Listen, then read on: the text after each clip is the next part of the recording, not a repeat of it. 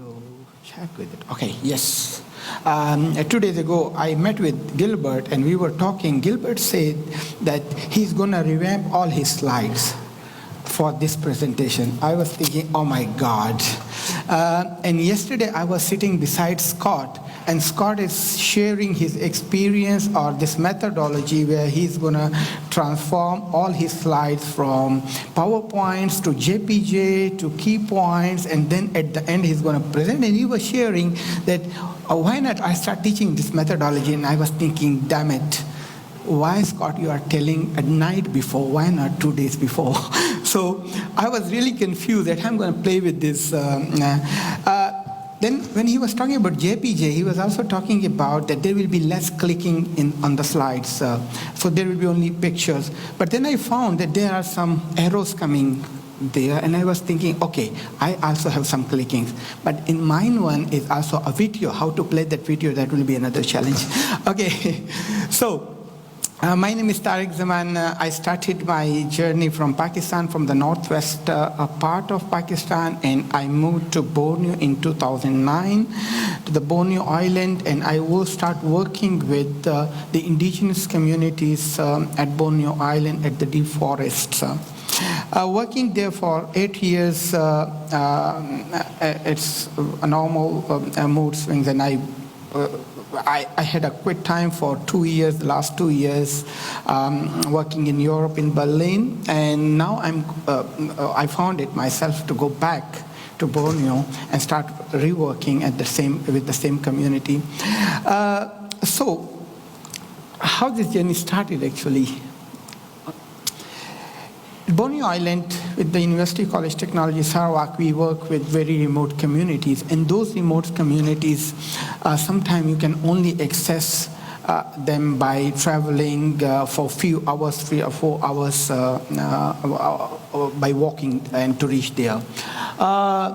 Another mode of transportation to some of those communities by small boat, where only 2 people can fit. And another option for us is to travel by twin otter, 16-seater twin otter to reach those communities. But these communities where we are working, they have the different mode of transportation to those communities. Road is one of the option for us, but it's not always very smooth. Sometimes it becomes very, very, very challenging.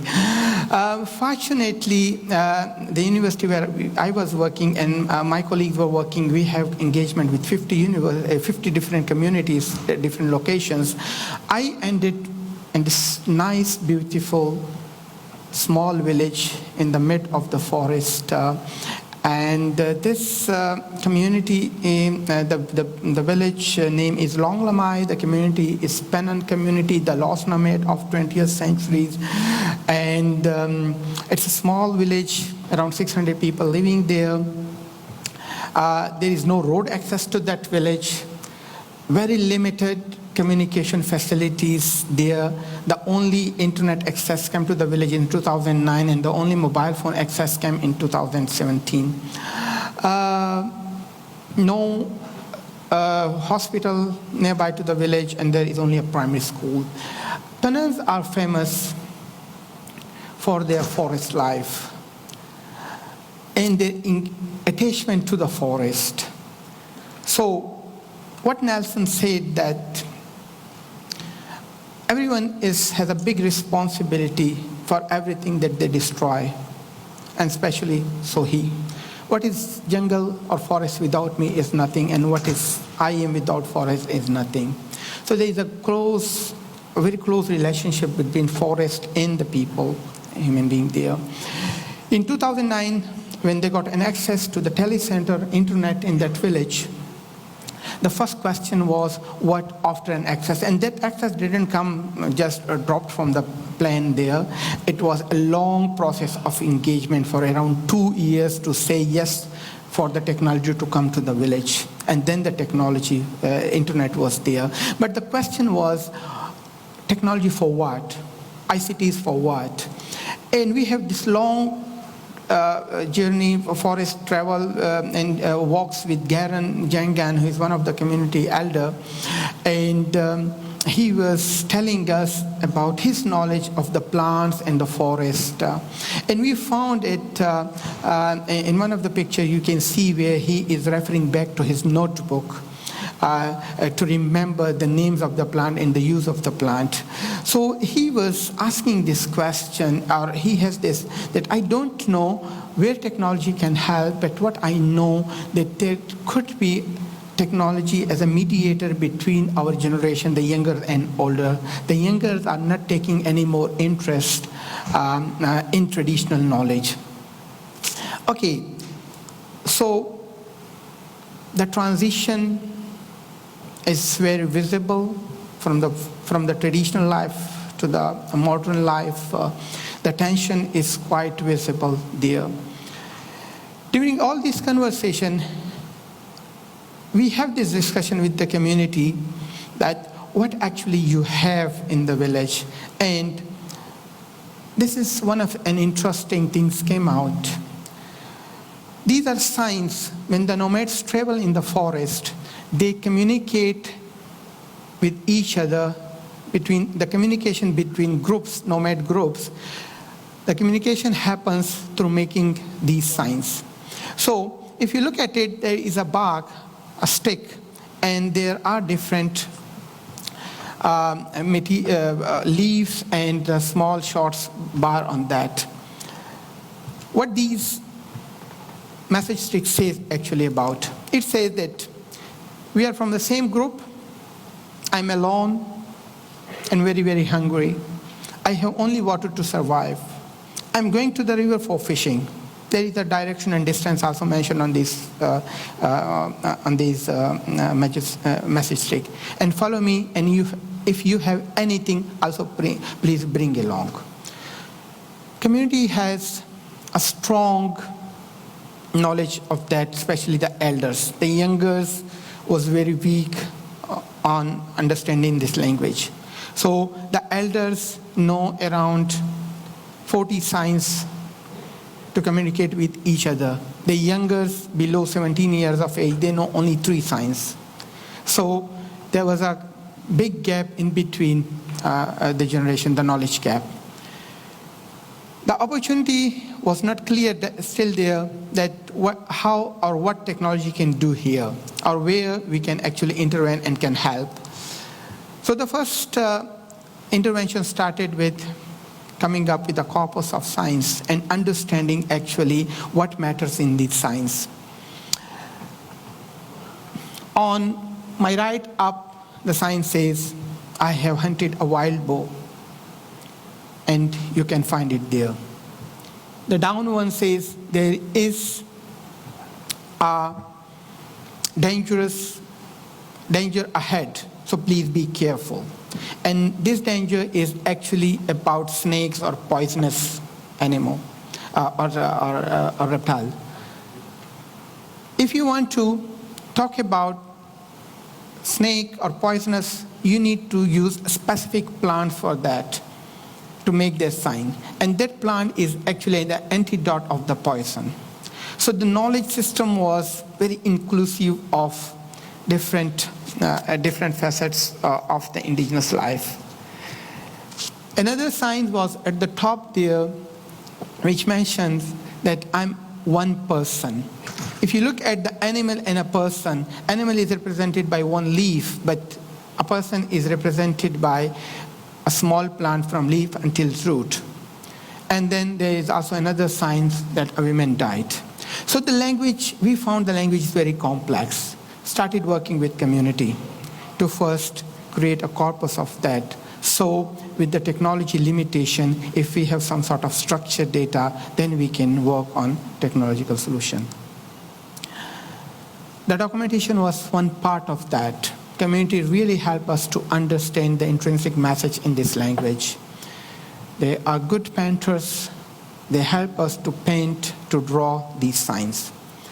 They also help us to create a structure for them. If they want to teach their kids, signs on a message stick is enough. For us, we want to have classifications because we have limitation on technology, the screen size and all those other things. So, of course, those type of things where the community really help us to understand and create a structure for us to understand the thing. Documentation was one part of that. The second part was many of the solution is actually based on the bits, screen, games. We didn't want to lose the material aspect of the sign language. So we worked on oral tangibles. We created a platform with community where the elder generation can teach oral language to their kids, where the real material can interact with mobile devices. Let me show you this video, and here it's going to help us. Okay.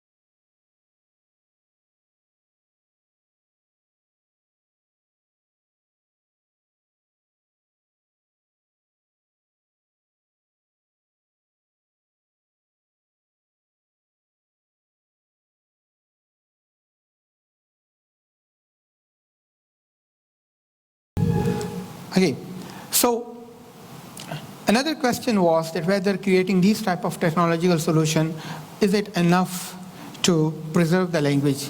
Maybe, but is it enough to make the language alive? So the integration of this language in the modern communication channel was important for us. We worked on another aspect of that can we create another system like our messaging system, WhatsApp, where some sort of a WhatsApp messaging system where you can communicate by making signs with each other. One of the limitations of the language was to ask question. How are you? Where are you? And the community was engaged again in this whole process to create new signs. The new signs is here, and some of the signs talk about, many of these signs are talk about actually or cover the gap within the language, oral language, and to integrate it into the mobile communication or modern communication system. Later on, we also developed co-design with community this mobile application interfaces and design an app to test it, whether it works or not, and it worked quite nicely, especially with the young people in the community. So what is the really lesson learned for us? Initially, when the Wood organizer engaged me that and talked to me that what would you really like to convey the message from your presentation? I was thinking for a few of my lesson learned, personal lesson learned. I'm not sure that how much it can be really relate to your work if you want to work with this type of community. But one of my lesson learned is the significance of embodied experience. We initially taught to design some sort of the system, a simple mobile application or some sort of a game for kids to play and learn this language. But then we found that this material is very much important, and the facet or aspect of space and time is also very important in this whole design process. The other important aspect was about the co-designing and collaboration and value system. We found that our values in the community, actually it really influenced each other. But with this co-design process where we don't have really come up with an idea from outside and try to implement with the community, may not be a good idea, but then we can engage them in collaboration and then try to find a space for each other values to accommodate. Another aspect is very much important in our case, that why community would like to engage in these type of processes. For us, with this indigenous community, Penang in the hierarchical structure of Malaysia is considered very down to at the down stages. They are being considered as only users in this whole technological space. But then they found a space for them to really contribute to the knowledge system and to be recognized to the knowledge system. So, for example, in all of our publication in these papers, there are some of they have the name as a co-author and a contributor to the knowledge system, as well as currently in the community, when our student goes to work with that community, they teach the oral language to our student, university student also. The community elder Garen is one of our research fellow in the institute, and he is mentoring our PhD and master student in the village to provide them a space. And that dialogical space between the indigenous knowledge system and our modern knowledge system, to create the space for us to dialogue with each other, was a very much important lesson learned for us, that how much opportunity that can create. Thank you very much. I think I'm still on time. Yes.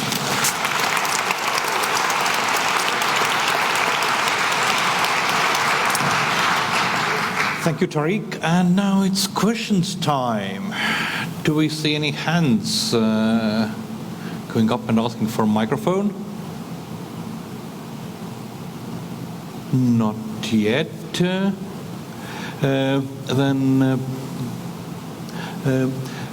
From my side, it was very interesting to the part where it described how I think leaf is animal and the full plant is human being.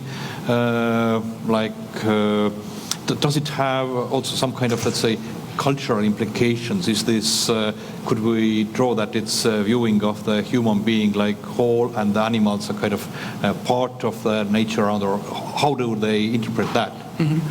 Yeah. Okay. So the three facets of that: animal as an leaf, a fruit tree is a plant without roots, and then a person, a full plant with roots. So these are the three. But then in Penang's cultural concept, the ownership is not a concept there.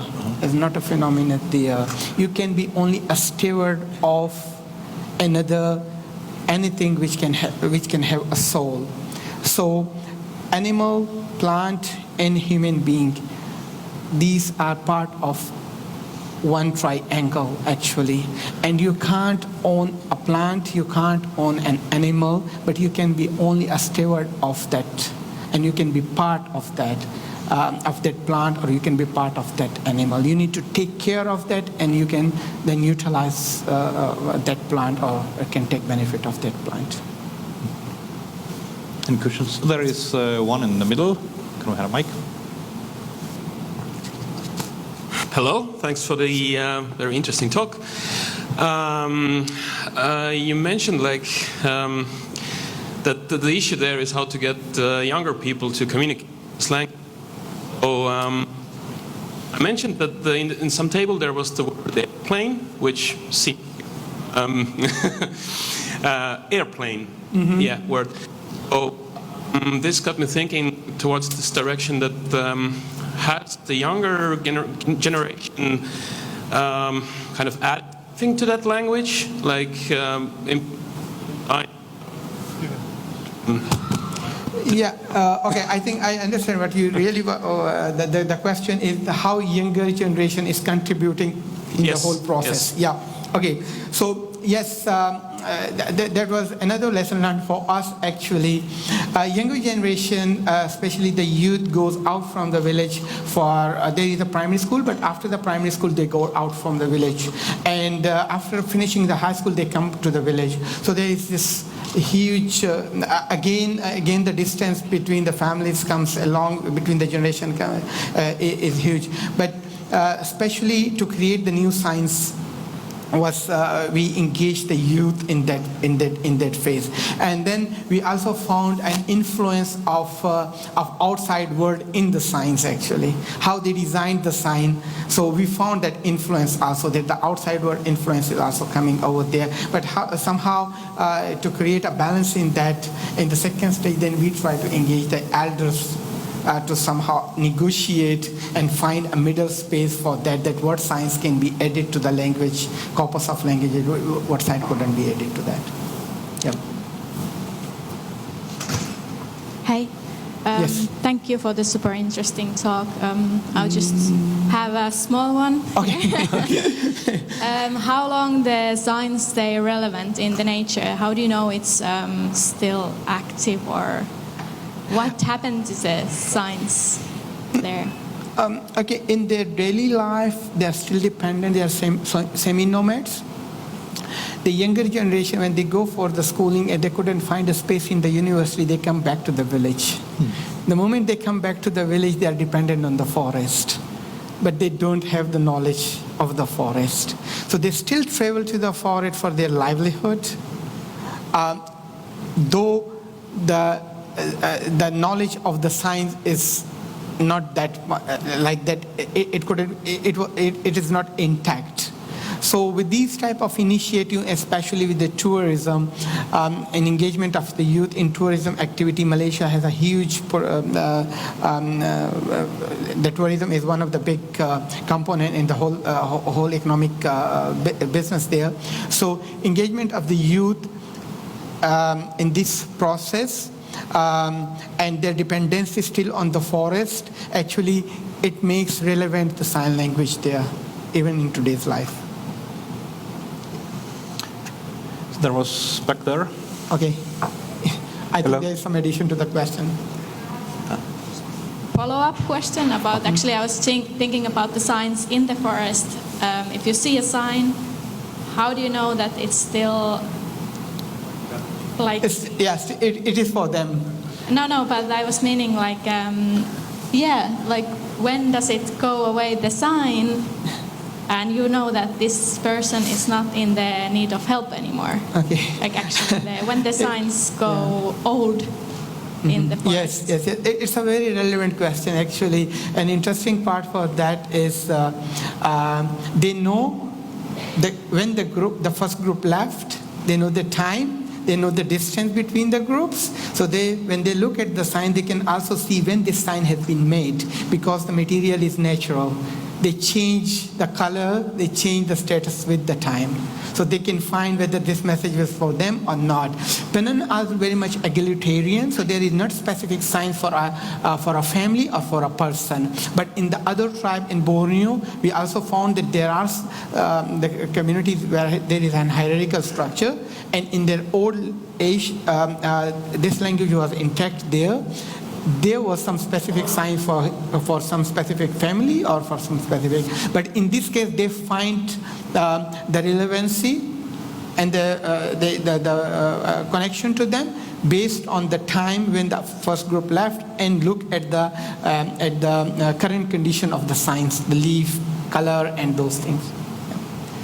Yes. Hello. Not a question, but an idea that this might be the future that's, looking forward to us with the emerging of augmented reality. So we could imagine an information layer in a cityscape that anyone can create. You can leave signs behind doors of dealerships where you got some bad deals and to warn others or stuff like that. Bad drugs. Maybe. It's open for you to discover, and it's open for you. Come over to Borneo. We can find a way for that also, to work more on that. Yeah. Yes. There is one here on. Hello. I wanted to ask, is this language very unique, or are there similar in maybe South America, Africa, some other places? That's good. We have a very close collaborator in Namibia, my co-researcher, Professor Heike Winstertefolos, and we start. But this language is very much unique to that area. The other Namibian are using, or Australian indigenous community are using other type of signs. Namibia, other desert area, Kalahari Desert, so they have the other type of signs, but not for this language. So this language is very much specific to this specific tribe. We looked at the other tribes, and we could only find some of the material like travel log by the tourist who wrote in their diaries in 1970 that when he was passing a village, he found some of those signs. But that was a very limited body of knowledge for us. Yeah. Thank you. Yes, I have a question. So once you start developing new signs, I'm here. Oh, okay. So once you start developing new signs, weren't you afraid that the old signs were replaced by these new signs that you said that they have influence from the outside? So it's kind of like creating new signs, and weren't you afraid that these ones will replace the old ones? So first part was that the creation of the new signs was very, it was a purposeful exercise with creating that WhatsApp, that's a messaging system. And there was a set of expression which we found that we couldn't find in the existing database, so we need to create a new signs for that. Yes, the issue was there that the outside influence is coming in, but that we counter. But there was no space for replacing the signs. Whichever is the existing, that will be the existing. We only create new signs. What I mentioned is that there was no expression for that how are you, or where are you. There was no expression for this. So only we created the sign for those expressions. Yes. Any more questions? Any more questions? So then, thank you, Tariq. Thank you very much.